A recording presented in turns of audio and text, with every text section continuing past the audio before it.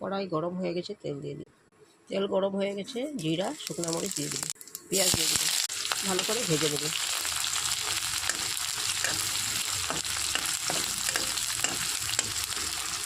পেঁয়াজ ভাজি হয়ে গেছে, আলু আর কাঁচামরিচ ভেজে নেব। আলু আমি কেটে ভালো করে ধুয়ে নিয়েছি। লবণ দিয়ে দিই, হলদি দিয়ে দিই, গুঁড়া দিয়ে দেবো, সব কিছু দিয়ে ভেজে দেবো। আলু ভাজি হয়ে গেছে, পালক শাকটা মিশিয়ে দেবো। কেটে আমি ভালো করে ধুয়ে রেখেছি, ভালো করে লেগে দেবো।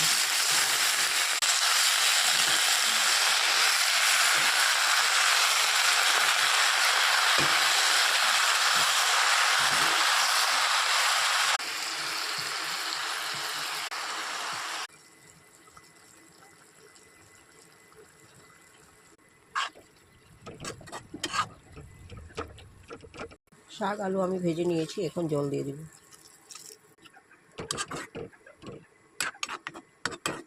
ফুটে গেছে, মাছ দিয়ে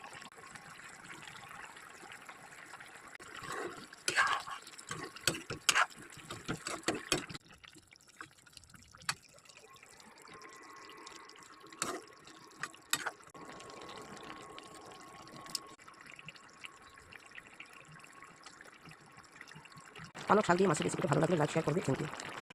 পালক শাক দিয়ে মাছের রেসিপিটা আমার হয়ে গেছে, নামিয়ে নিয়েছি। Thank you.